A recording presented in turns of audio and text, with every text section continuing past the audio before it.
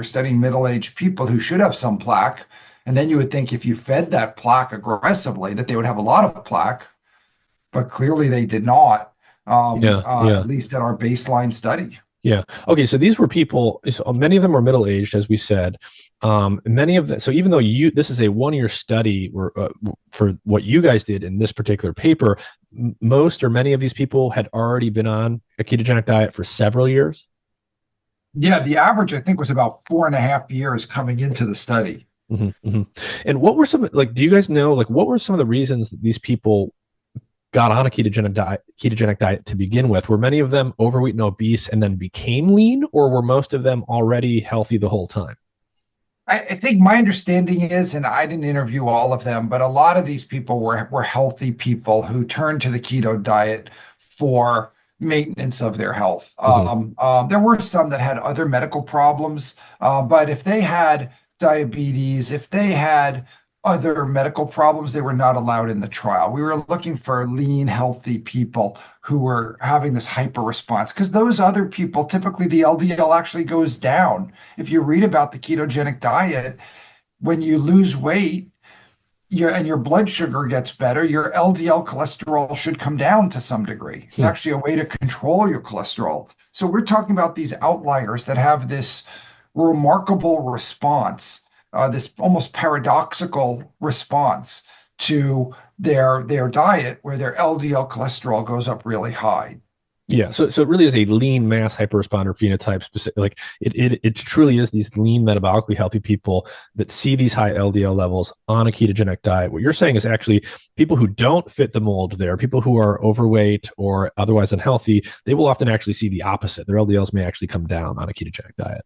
In most people, it comes down. So again, these are the less common denominator of these lean mass hyperresponders is the less common response to this diet. Mm-hmm.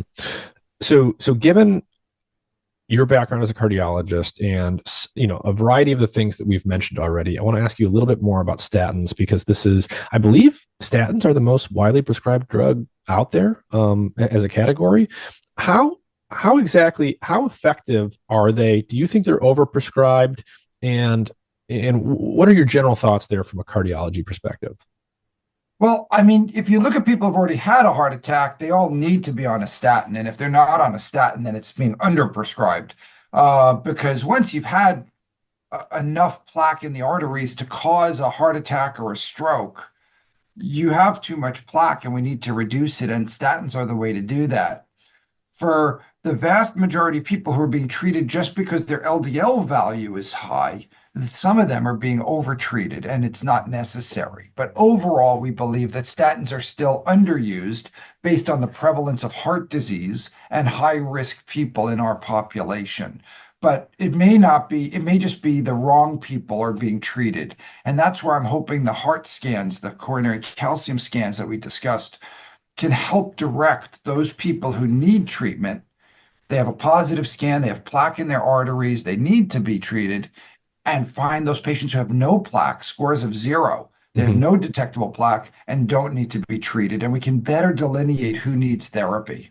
Yeah. And so just to reiterate, what you've said before, you need to know what that plaque buildup looks like. And so you need one of those scans. Just knowing your LDL number and your cholesterol biomarkers is not enough, because if you have clean arteries and your LDL is quote unquote high, it's a very different situation than if you've already had a heart attack or you've already got a lot of plaque buildup. So there's no reason, certainly past the age of 40, it sounds like, not to get one of these scans at least every few years, I would imagine, right?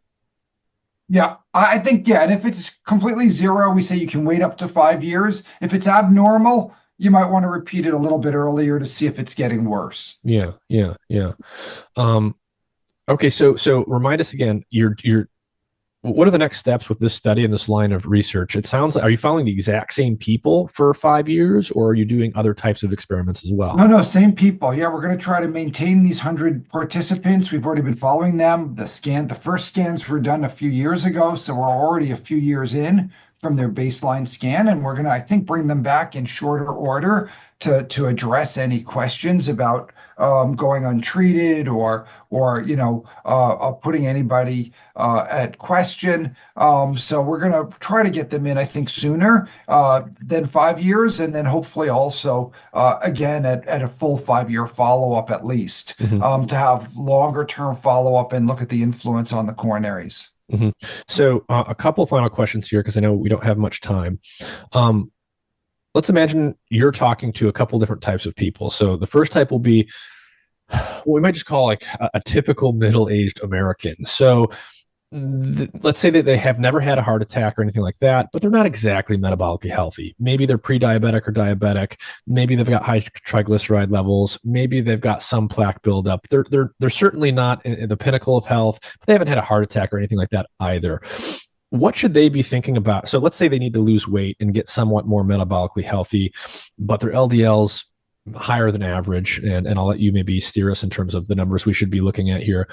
What should they be thinking about in terms of whether or not to be thinking about statins, whether or not to be thinking about changing their diet, potentially trying something like the ketogenic diet? How would you start to steer someone to think about their overall health when they look like that kind of typical middle-aged American? Yeah, I mean, I think, if they want to lose weight, obviously we have some great weight loss drugs now, but if they want to lose weight through diet, keto is probably the best diet for weight loss. It's going to be the most, the quickest, and probably the most expeditious way to lose weight from a dietary standpoint. The Mediterranean diet is great for longevity, but doesn't come with much weight loss. And a lot of the other diets have just failed over time. So I think if they want to lose weight, I'm not against the keto diet. I track their LDL. If they have that hyper response, they have to get a scan. They have to see if they have coronary artery disease. And if they have underlying disease, then I'm a little bit more anxious about not treating them with something, whether that's a statin, whether that's aspirin, whether that's other therapies, to make sure that we're treating the underlying risk that may or may not be exacerbated by this diet. How do you think about, so on a patient by patient basis, how do you personally with your patients think about how high is too high when it comes to things like LDL, given what that patient's sort of specific characteristics are, and then thinking about like what the guidelines actually say?